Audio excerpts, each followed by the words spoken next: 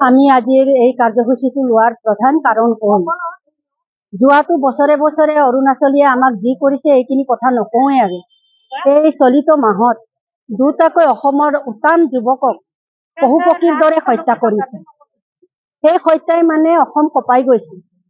গতিকে আমি সংগঠনৰ মানুহ হিচাপে অৰুণাচলৰ প্ৰত্যেকটো গেট আমি বন্ধ কৰিবলৈ বাধ্য হৈছো।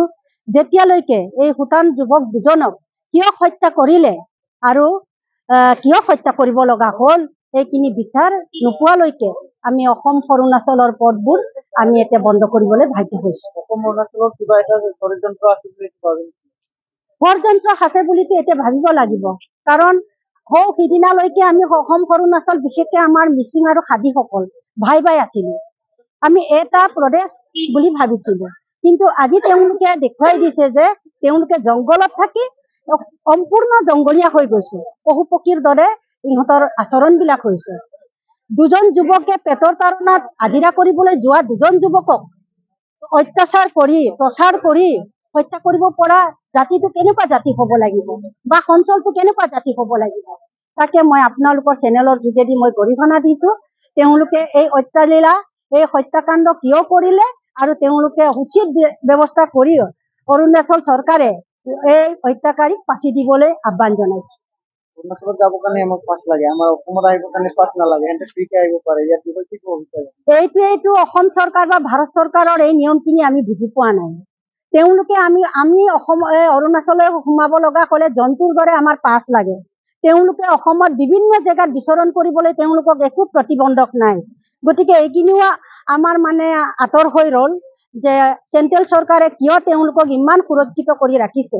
এইটো মইতো একেবাৰে ক'ব নোৱাৰিম। তথাপি মই আচৰিত লাগে যে আমি অৰুণাচল সোমাব লগা হ'লে পাছ ল'ব লাগে আৰু ইয়ালৈ আহিবলৈ তেওঁলোকক পাছ নালাগে। আৰু গেটবিলাকৰ কি তাগিদা পুলিচবিলাকে বাপৰে, ইচ্ছা কৰিলে এৰি দিব, ইচ্ছা নকৰিলে এনেই থিয় কৰাই ৰাখিব। গতিকে আমাক মানুহৰ দৰে ব্যৱহাৰ নকৰে অৰুণাচল। গতিকে এইখিনিও চেন্ট্ৰেল চৰকাৰে চিন্তা কৰিব হ'ল যে আমি ইমান জংঘলী হৈ থকা নাই, আমাক পাৰ্মিশ্যন লাগে অৰুণাচল যাবলৈ। ইহঁতে ইমান নিপুণ নহয় যে ইয়ালৈ আহিবলৈ পাৰ্মিশ্যন নালাগে। গতিকে এইখিনিয়ে মই ক'ব বিচাৰো। আৰু এবাৰ মই ক'ব বিচাৰো, সম্পূৰ্ণ মৃত্যুৰ তদন্ত লগতে ক্ষতিপূৰণ লগতে মানে এই হত্যাকাৰীক ফাঁচি দিব লাগে, এইটোৱে মই আহ্বান জনাইছো।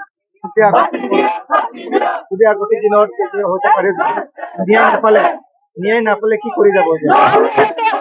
অসম অৰুণাচল গেটবোৰ আমি বন্ধ কৰি যাম। তেওঁলোকেও কেনেকে যাতায়াত কৰে, কেনেকে বাণিজ্য কৰে, ৰাজধানী যাবলৈ অসম গঠকি যাব লাগে তেওঁলোকে।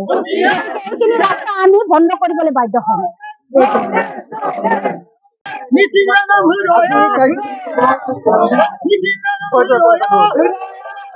আজি অৰ্থনৈতিক কাৰ্যসূচীৰ জৰিয়তে আমি অৰুণাচল চৰকাৰক স্পষ্টকে আমি দাবী জনাইছো আৰু আমি সকিয়নি প্ৰদান কৰিছো যে অতি শীঘ্ৰে প্ৰভাস দলে আৰু আমাৰ শংকৰ পেগুৰ হত্যাৰ ন্যায় লাগিব আৰু ফাষ্ট ট্ৰেকৰ আদালতৰ জৰিয়তে বিচাৰ কৰি সেই যি দুগৰাকী হত্যাকাৰী সেই দুগৰাকী হত্যাকাৰীক শাস্তি প্ৰদান কৰিব লাগিব। আৰু যি দুগৰাকীক হত্যা কৰিলে সেই দুগৰাকীক হত্যা কৰা যুৱকৰ যি ক্ষতিপূৰণ সেই ক্ষতিপূৰণ আমি দাবী কৰিছো।